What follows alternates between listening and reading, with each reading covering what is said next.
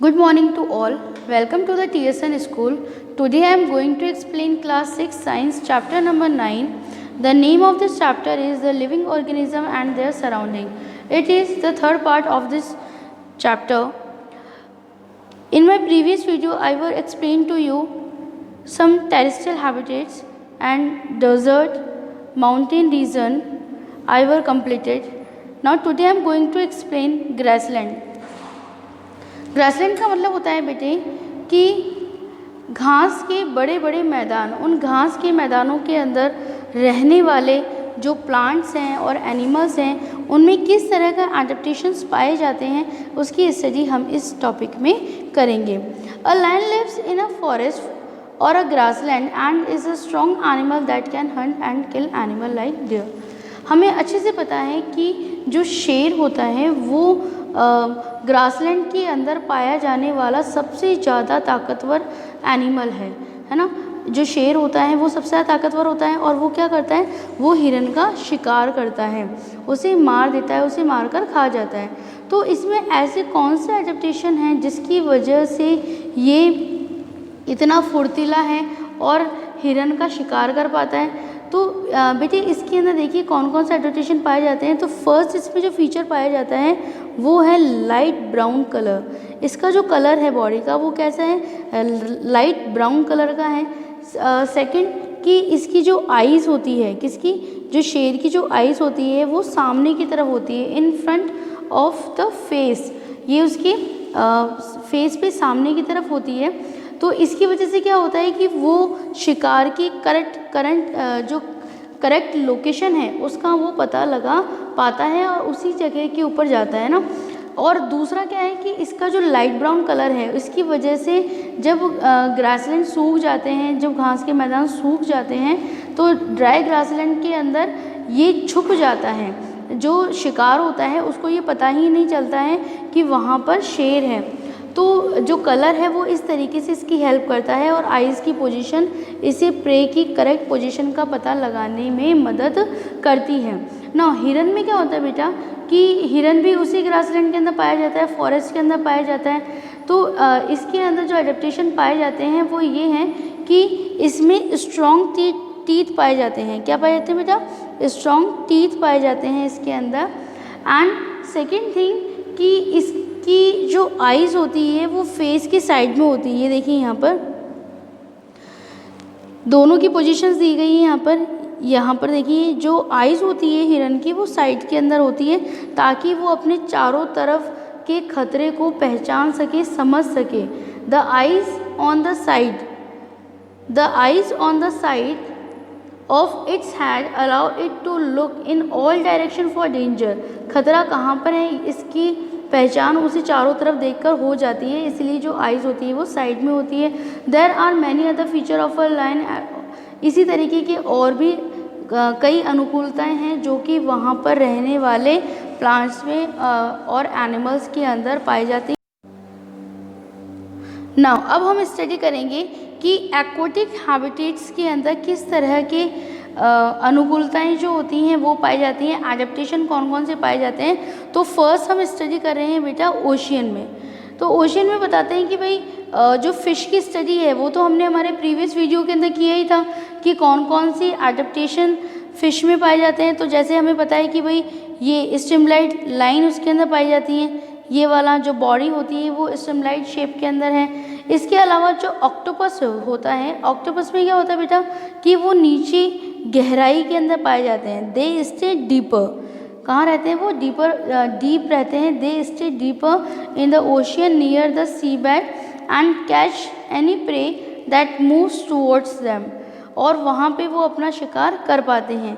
नीचे की तरफ दिया हुआ है कि और जो एनिमल्स पाए जाते हैं पानी के अंदर ओशियन में, उनमें क्या होता है, उनमें गिल्स पाए जाते हैं। These animals have gills to help them use oxygen dissolved in water. पानी के अंदर घुली हुई ऑक्सीजन को वो गिल्स के द्वारा ले पाते हैं।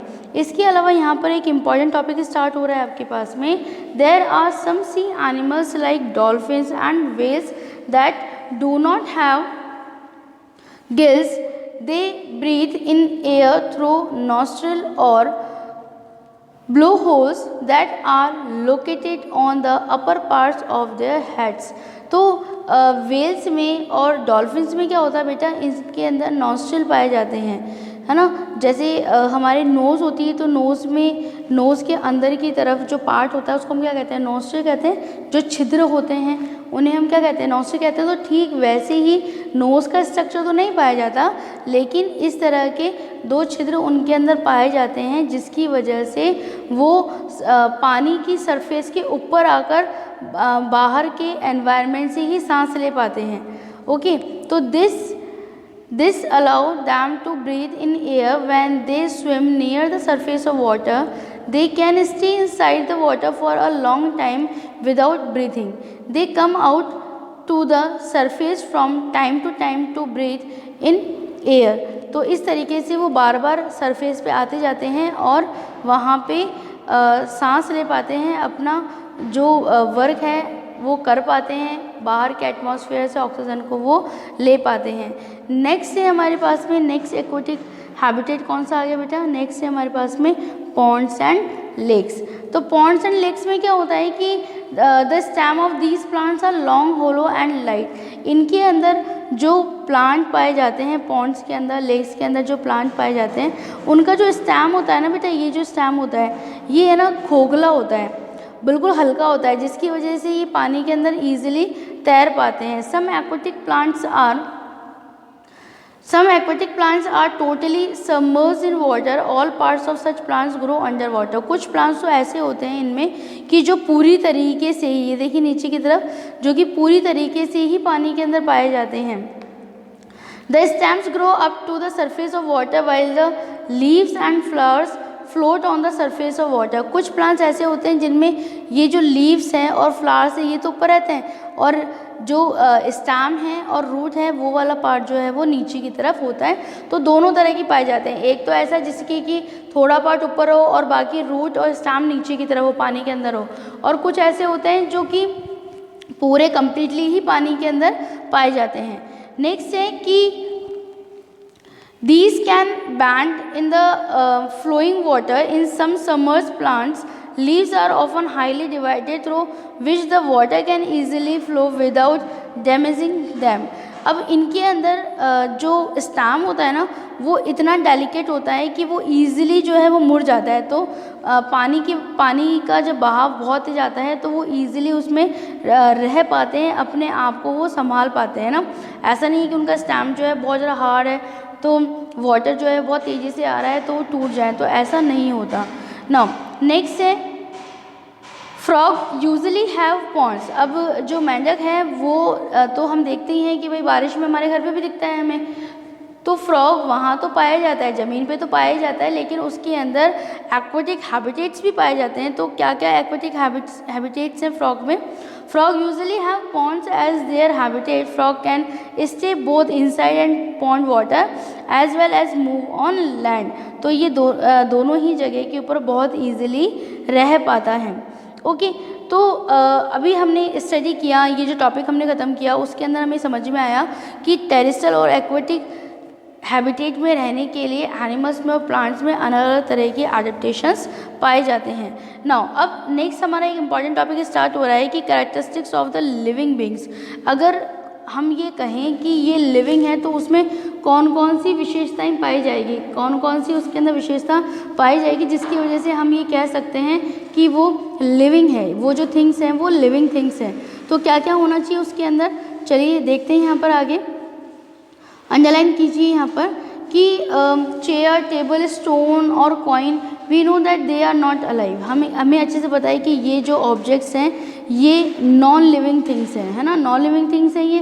तो क्या क्या होना चाहिए? How do we know that something is living? हमें कैसे पता चलेगा कि ये लिविंग है या नॉन लिविंग है? तो यहाँ से अंडरलाइन करते हुए चलें आप। Plants and animals appear to grow in size with time. Time के साथ साथ जो प्लांट्स होते हैं वो ग्रो करते जाते हैं, बढ़ते जाते हैं, उनका साइज़ बढ़ता जाता है। बट देन एट टाइम्स, लेकिन अगर हम ये बात करें कि भाई ग्रो होते हैं प्लांट्स और एनिमल्स जो हैं उनमें वृद्धि होती है, तो जो छोटी छोटी क्लाउड्स होते हैं ना, जब वो बड़े हो जाते हैं तो हम उन्हें क्यों नहीं कहते कि वो लिविंग थिंग है? अगर वो उनका साइज़ जो है वो बड़ा हो रहा है तो उससे क्या हम ये कह सकते हैं कि ये लिविंग थिंग है? नहीं, वो तो नॉन लिविंग थिंग ही कहलाएंगे। तो अब हम आगे जो टॉपिक डिस्कस करने वाले हैं वो हम यही डिस्कस करेंगे कि क्यों हम किसी भी ऑब्जेक्ट को ये कहें कि वो लिविंग है और कैसे हम कह सकते हैं कि ये नॉन लिविंग है। तो फर्स्ट से हमारे पास में do all living things need food? क्या जितनी भी जीवित थिंग्स हैं उनको खाने की ज़रूरत होती है? Then the answer is yes. अगर वो लिविंग है तो उसे खाना चाहिए।